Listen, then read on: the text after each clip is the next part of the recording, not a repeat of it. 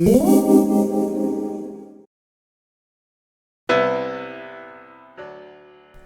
back, Gadgeteers. This is going to be a odd video. I've had somewhat of an adventure in the last couple days, and I thought I would take you through it and then we'll talk after that. But basically what happened was that I was going to create a video for you that would show how to get NTFS read and write working on a MacBook.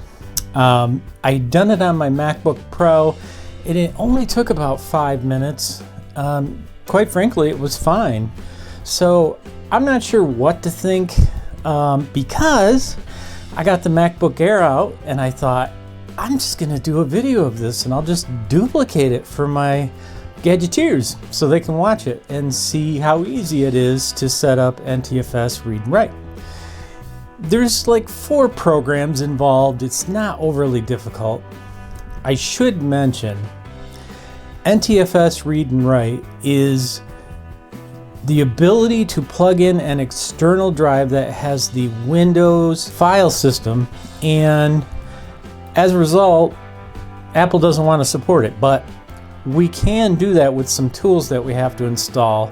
They're all open source. It's really not difficult. But for some reason, with my MacBook Air, it was a travesty. I kept having crashes and resets, reboots, freezes, and I created a video and documented all this.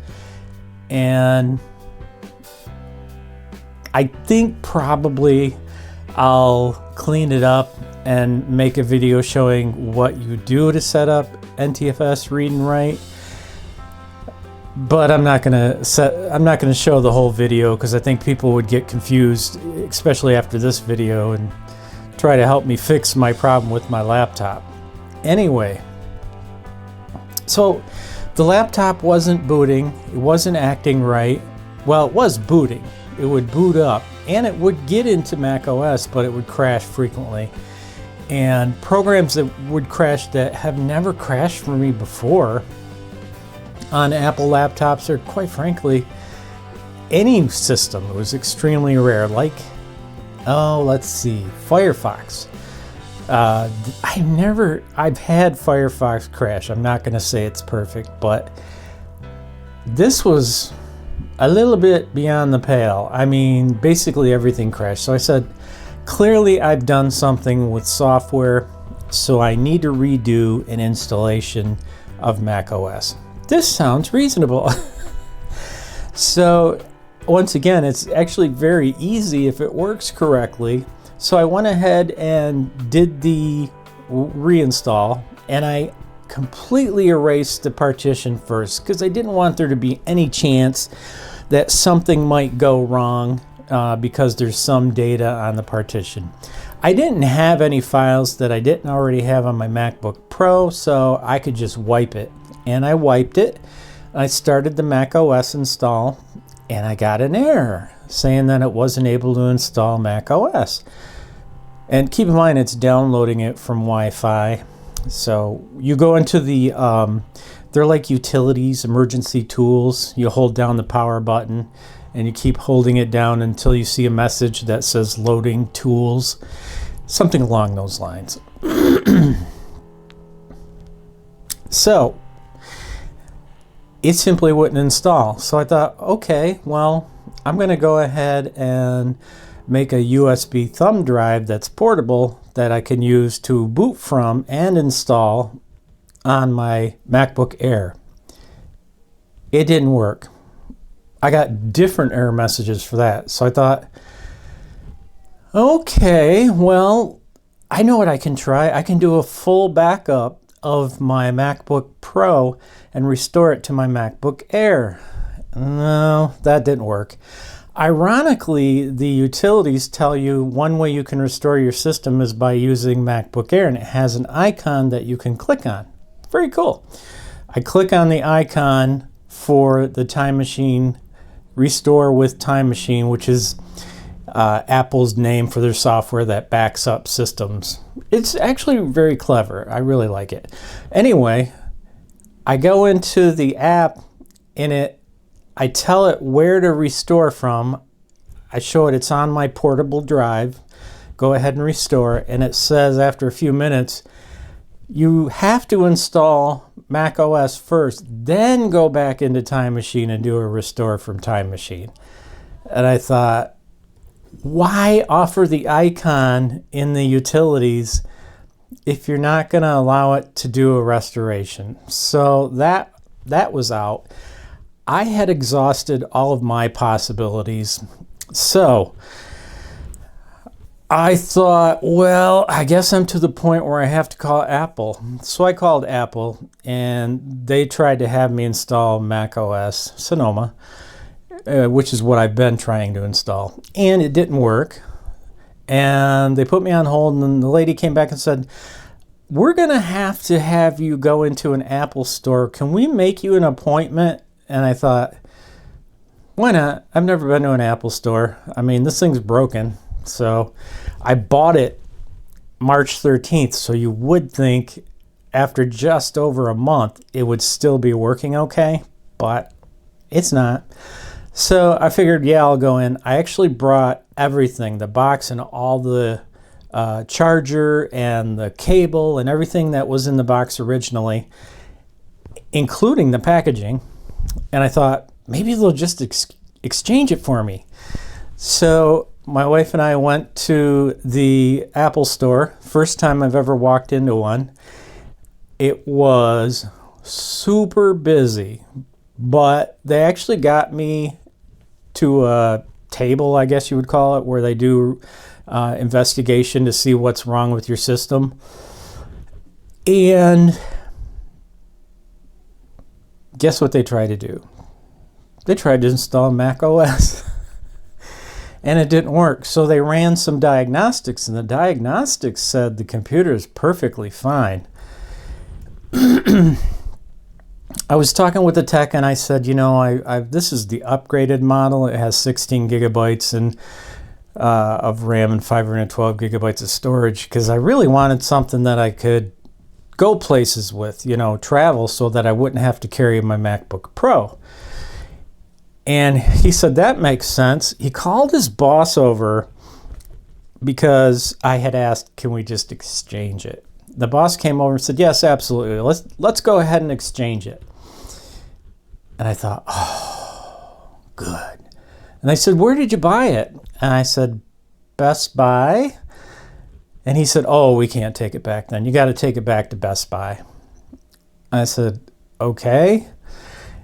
And they asked, do you want us to run more diagnostic software on it in the back room and then call you with the results? I said, yeah, why don't we do that? And the tech said it's probably going to take an hour. I said, okay, an hour's reasonable. And my wife and I went and got some lunch, and we hung out downstairs. This is a mall with 2 levels, big mall. And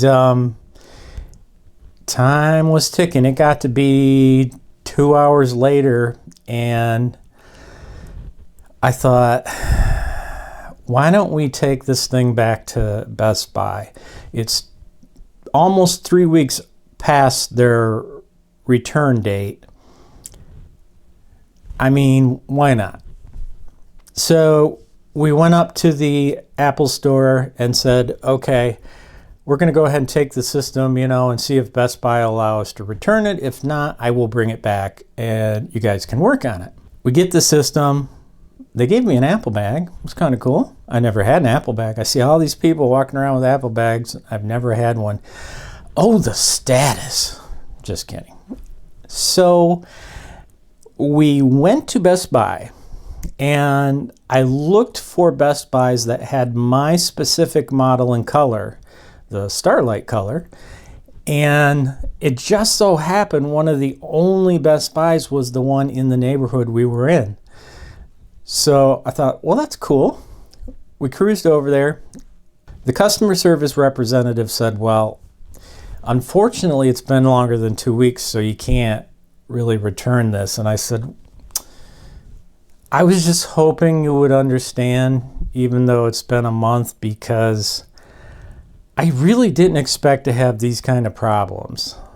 and she asked me, do you have a membership? And there's varying memberships at Best Buy, and I said, well, what kind of membership? And she said, I actually don't remember what it's called. The only membership I know of is the one that is like $300, $400 a year, and it protects all your equipment, allegedly, even if it's an accident and so on and so forth. She said, oh, it's just $50. And I thought, okay.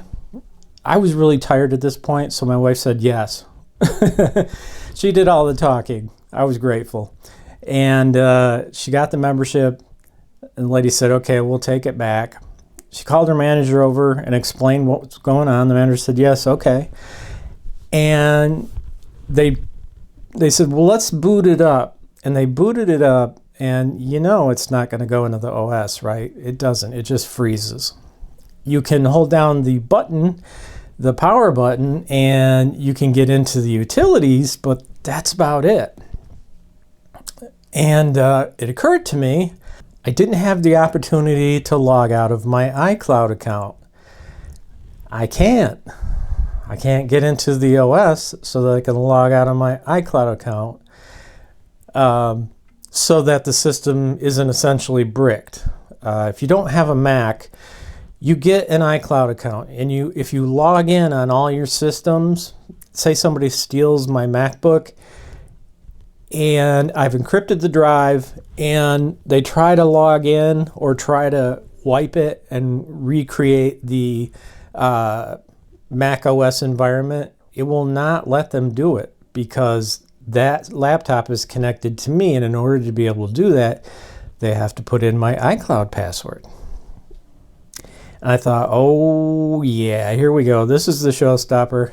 I said, well, we can't get into the operating system to do anything, but the system is still broken. You know, everything that was before is right now. And she said, oh yeah, just go ahead and exchange it for him. I was so happy.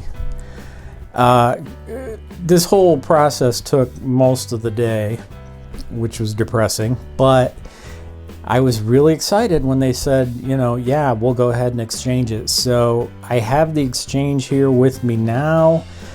I'm gonna set it up much the same way I did the first one. It's actually exactly like the first one. So I'm not gonna do another video of that. It was just an interesting thing, and I was really surprised Best Buy was willing to take it back. I'm going to run this new one through its paces because I want to make sure that it's going to work the way it's supposed to. Thank you for listening. If you enjoyed this video, like and subscribe. And as always, have fun watching the videos. Thanks.